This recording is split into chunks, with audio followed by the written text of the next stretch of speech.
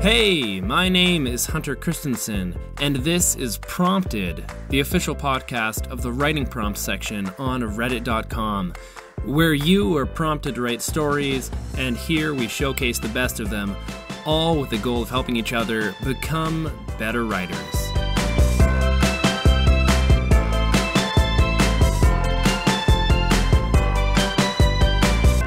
Hey, thanks for joining with me again.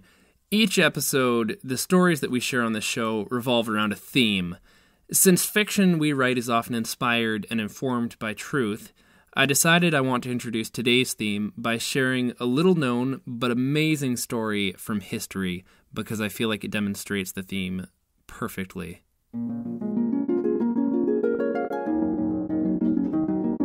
The year is 1989. The Berlin Wall still stands, separating East and West Germany. Due to increased political pressure and to appease the would-be defectors, the communists who controlled East Germany decided to enforce a rule which would allow East Germans to obtain a temporary visa. This visa would allow a slightly increased number of people to leave the country via the Berlin Wall. To announce this change, and to appease the masses, they held a press conference. The man they chose to announce this change was named Gunther Schabowski. He was a low-level member of the propaganda department, and on this particular occasion, he was suspected to be overtired and possibly drunk.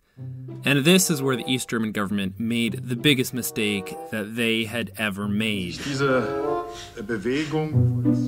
movement of people is going on over a friendly country, which isn't at all easy. They didn't tell the guy about this change of policy until the last minute.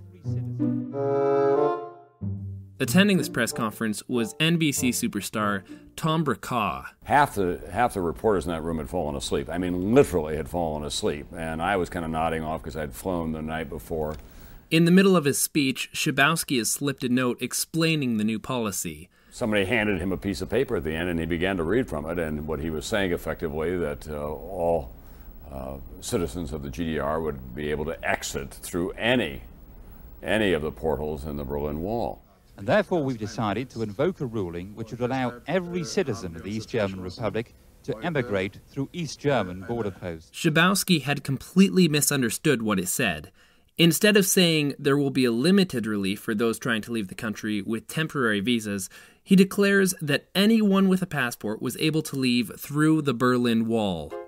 It was like you were hearing something from outer space. Those who were in the audience were shocked by this earth-shattering announcement. I had a German camera crew who had lived all of their lives with the reality of the and they looked at me for a moment, and they were rolling, and we were all staring at each other, and there was a guy from the Associated Press sitting next to me. He said, "Did he say what we thought he said?" Immediately after the press conference, Brokaw had an exclusive interview with Schabowski to clarify the meaning of his statement. I ran upstairs to do the interview with him, and I remember this vividly. Schabowski pulled the paper out of his pocket, put it down in front of him, took out his glasses. We read it together. I said, "You understand the ramifications of this?" Later, he said he really didn't. During the Q&A, Schabowski was asked when this policy would go into effect. He stammered out the word, "immediately." By the time we got back to Checkpoint Charlie, the guard was in a much different frame of mind because this had all been played out over East German television. Groups of citizens began flocking to the wall, and amongst the confusion, the guards began letting people leave the country freely for the first time. Thus began a chain of events that led to the tearing down of the Berlin Wall, all from one poor misunderstanding.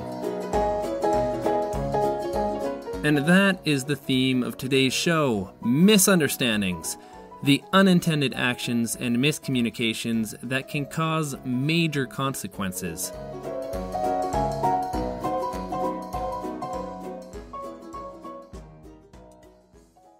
The trouble with writing is that sometimes you just don't know where to start. And the great thing about writing prompts is that you are given a prompt as that seed for a story that you can just get out there and write. But sometimes even that isn't enough. Sometimes it helps when you go to an established universe where there is a narrative and characters that you are already familiar with, that you can write a story within that world. Our first story is an example of an established universe with possibly the greatest misunderstanding of all time.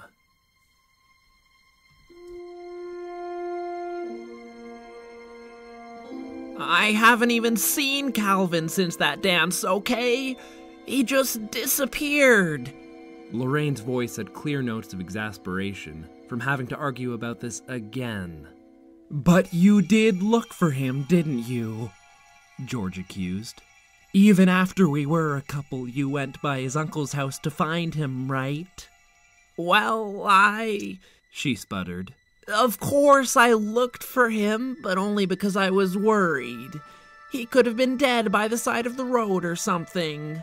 You know that Biff had it out for him, and he didn't show up to school, or... Oh, save it, Lorraine. George was probably red in the face already. I get it, okay?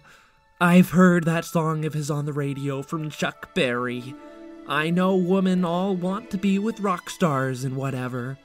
So you tried to find him again, and from the looks of our son, you certainly succeeded. George, how can you even say that? I've never seen him since that night. I don't know what I can say that will convince you. There was a tense silence. Marty unpaused his video game downstairs, pretending that he wasn't listening in on the fight. It had become a daily occurrence in the McFly household, and he already knew how this would end. Just in time, he heard his father come stomping down the stairs. "Hey, Dad!"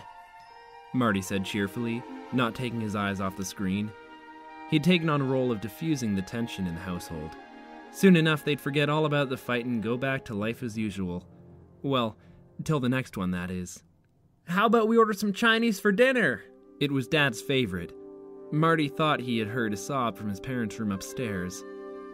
George didn't answer right away. He stood in the doorway. Marty paused the video game and looked back to see tears rolling down his father's face, and there was a suitcase in his hand. "Dad?" Marty managed to utter.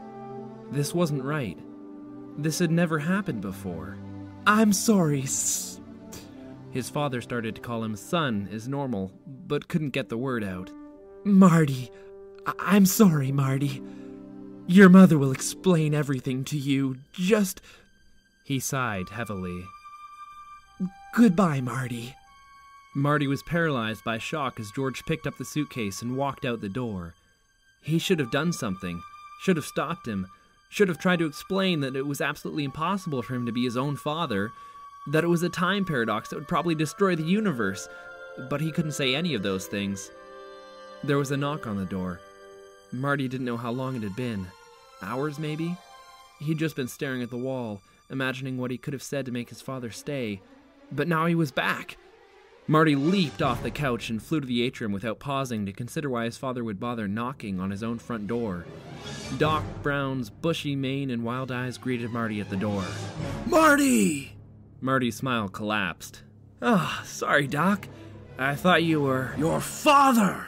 Precisely." Marty stared. "How did you..." "Oh, trust me, Marty. This is a critical moment in your history that has vast repercussions." He gave an exaggerated shudder. "You don't even want to know what happens to you in this timeline, or to your parents." He shook his head like he was clearing those horrible memories out. "I thought we'd cleaned up every loose end from 1955, but apparently not. We forgot that the memories would endure, Marty. We need to fix it." For the first time, Marty looked over Doc's shoulder to see that the DeLorean was glowing in the driveway. "Oh no," Marty said. "That always causes problems, Doc." "We have to, Marty. We have to go back to 1985 and prevent you from ever going to 1955 in the first place."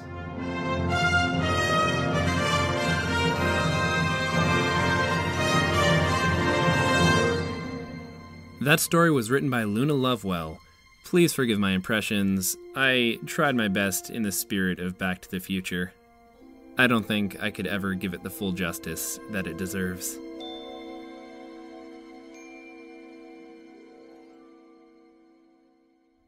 A lot of conflicts within romantic relationships simply come from misunderstandings. Next, we have a love story between a woman who takes everything literally and a man who speaks exclusively in metaphors. Here's Eleanor Howell with the story. Tom and Clara met for the first time outside Starbucks. "Have you ever been on a blind date before?" asked Tom. "Blind?" asked Clara. I didn't realise. Let me open the door for you." She walked ahead of Tom and opened the door to the coffee shop. Tom walked through the door. Thanks, I guess." There wasn't a line, so they walked right up to the counter. "I'll have a regular coffee." "Tom, would you like me to read you the menu?"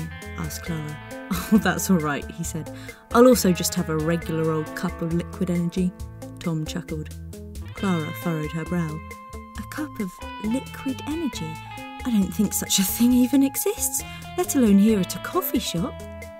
"I'll just get you 2 cups of regular coffee," said the barista. They paid and sat down at an empty table. "So, Tom, when she set us up, Erin told me you just got out of a long relationship." Tom sighed. "Yes, Sandra and I were once like 2 peas in a pod, but she cheated on me and now I'm single again." Clara's eyes went wide. Peas in a pod? Was Tom some sort of plant? That explained the blindness at least. "Peas in a pod? Fascinating," said Clara. "I didn't even know such a thing was possible." "Oh, it's possible. It was bliss for a while, but then she broke my heart." Clara almost did a spit take. "She broke your heart? That's horrifying." "Yeah, tell me about it." "I don't know anything about it. What could I possibly tell you?" Tom scratched his head. "What? No, it's just an expression, sorry." Clara thought for a few moments. Her mind raced, trying to make sense of it. Tom was a plant, but he had a heart, which his ex destroyed. Did plants have hearts? Maybe Tom was some sort of plant-human hybrid. "I'm sorry, this is just too much," said Clara. She stood up. "It was great meeting you, but we're too different. I just can't do this whole interspecies thing. Good luck." Tom sat dumbfounded. "Can't do interspecies? What a bigot," he said to himself. He finished his coffee, walked outside, and basked in the sun's rays. That story was written by rpwrites.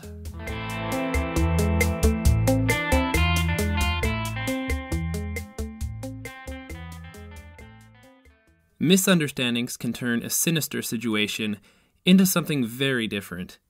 Here's the prompt that inspired our next story. A serial killer who kills hitchhikers picks up a serial killer who kills the people who pick them up.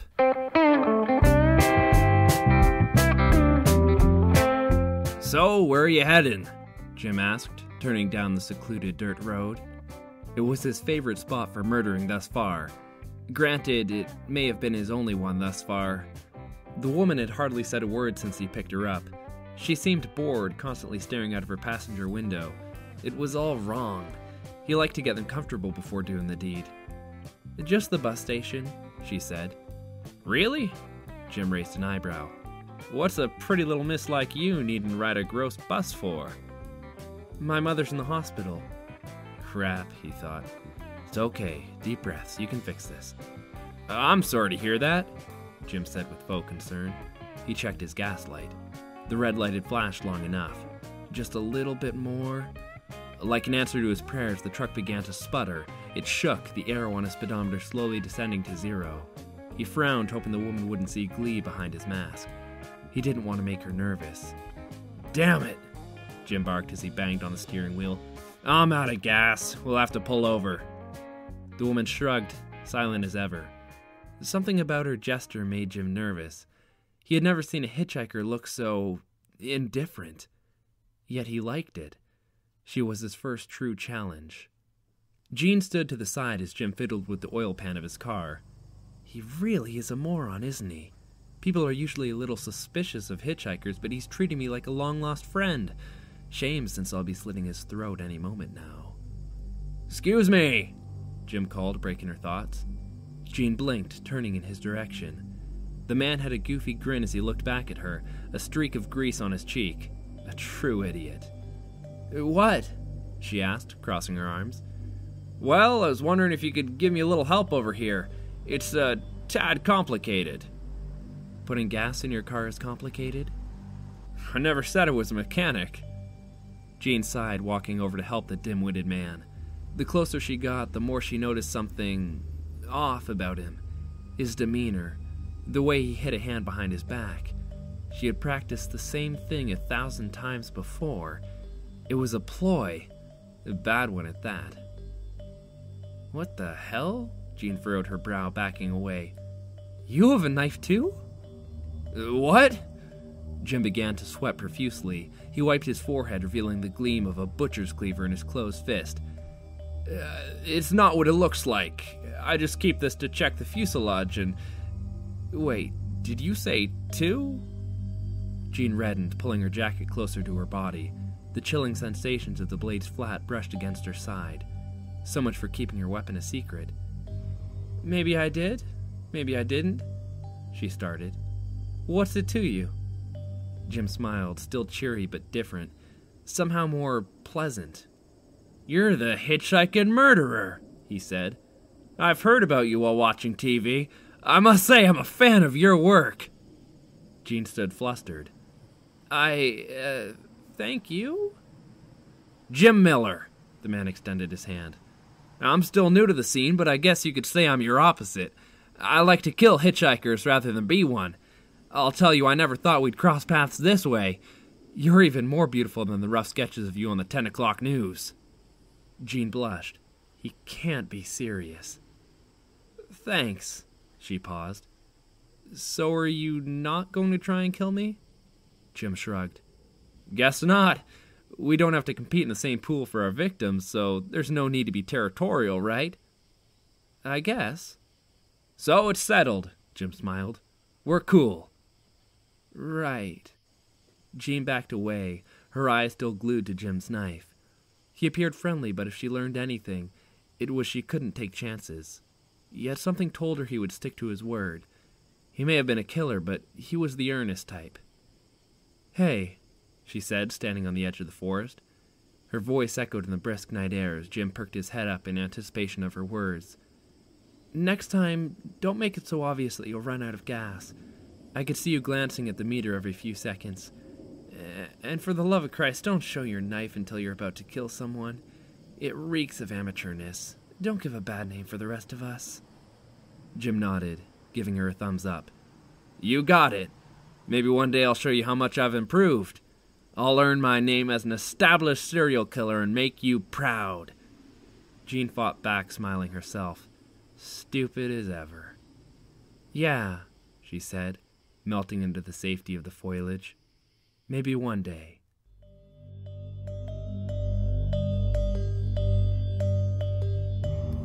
That story was written by JeniusGuy.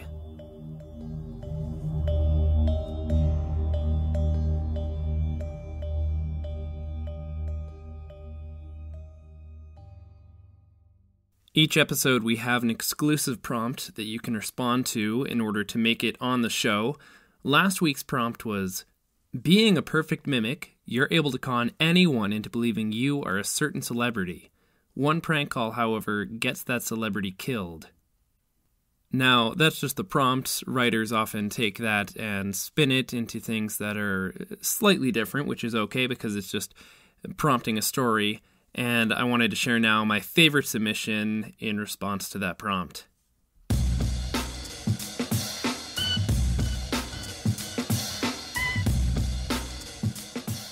Everyone has a party trick. Yes, I meant to say everyone. I'm not exaggerating. You might be tempted to tell me I'm wrong. Go ahead, say it. Do you feel better now? Good. Let me be more descriptive. Everyone has a party trick, but most aren't very good. That's the difference between getting laid and getting shunned. Yes, you could fit a whole sock drawer of underwear in your mouth, but who cares? The best part about a party trick is being able to awe your audience. When a party trick is done correctly, the crowd is left speechless. Standing stupidly with their mouths agape is the best their facilities can manage as their brain works in overdrive to fathom the greatness of what they've just witnessed. That's what I told Scott. Scott has a unique talent.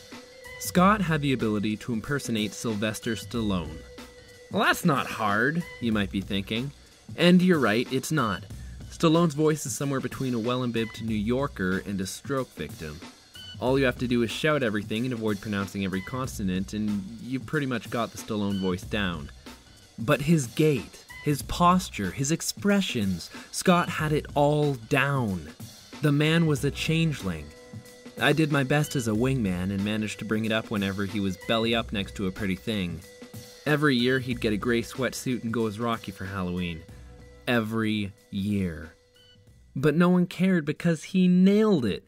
The guy couldn't pass a college course or hold down a girlfriend to save his life, but damn, when he was on, it was like having a Rambo as your friend. The only difference between the two was a scar on Scott's upper lip. I knew the scar because I was there when he got it.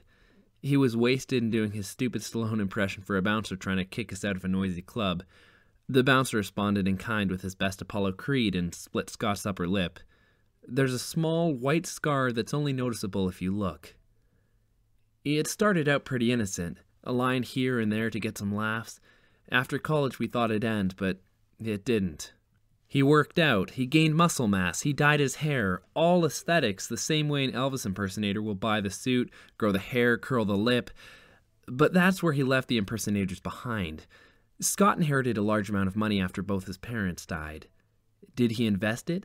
Did he pay off his school loans after dropping out? No. Scott bought facial reconstruction to look more like Stallone. And let me tell you, it's pretty convincing. Again, you're tempted to say I'm lying.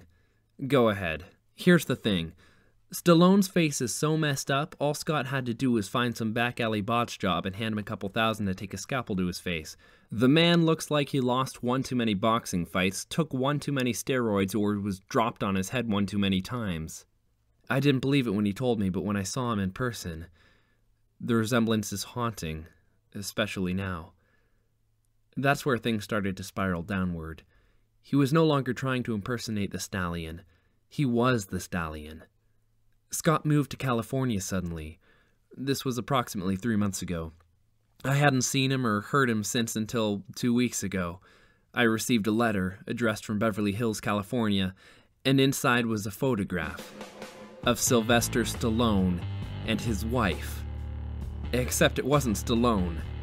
On his upper lip was the white line I recognized. I flipped it over and on the back he wrote, "Finally made it." That's it. No return address, no nothing. I've seen Stallone on TV a few times since then, but it's not Stallone, it's Scott. The scar is there. I managed to find Stallone's agent. I tried to reach out to him to ask if he knew what was going on or if he noticed any changes in Stallone's behavior, but the guy thought I was prank calling him. That's when I started seeing Scott Stallone on TV all of the time. I don't know what else to do. That's why I'm here. Look, I know you think I'm crazy and I can't stop you from thinking that, but I don't know what happened to Mr. Stallone. The real one. I'm worried Scott has done something to him. You don't have to believe me, but you do have to listen. Please, please investigate this. I'm worried what he's going to do next. The guy is a changeling. Once he gets bored, he's going to move on. You might be wondering why I'm coming to you now. First off, I don't really like the police. Sorry, no offense.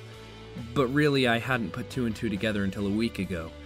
I realized Scott's other party trick, and I knew I had to do something before something catastrophic happened. He does a great Bill Murray impersonation.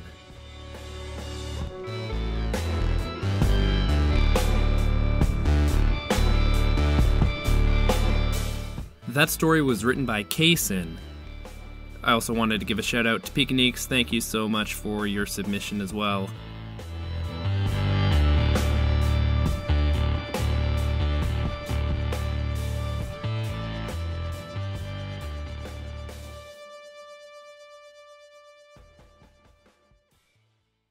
Alright, it is time for the final order of business for today's show, and that is the exclusive prompt for today's episode. And that prompt is going to be this. Tell me about the most unusual profession that you can think of. Write about your workday. That prompt, once again, comes from Ryan Kinder's book of 1,000 Awesome Writing Prompts. It is available on Amazon. Check it out. It's awesome. There are 1,000 writing prompts to choose from. It's pretty fantastic. Go to prompted.reddit.com to submit your response, and you may have your story read on the show. Again, that's prompted.reddit.com.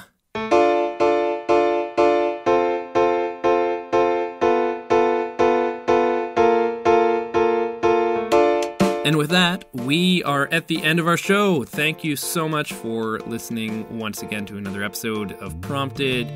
This has been an awesome journey. I love making these things, and as long as you guys keep listening, I will keep making them. So, tell your friends about it, your family, rate us on iTunes, and get the word out there, because we want to keep creating these things.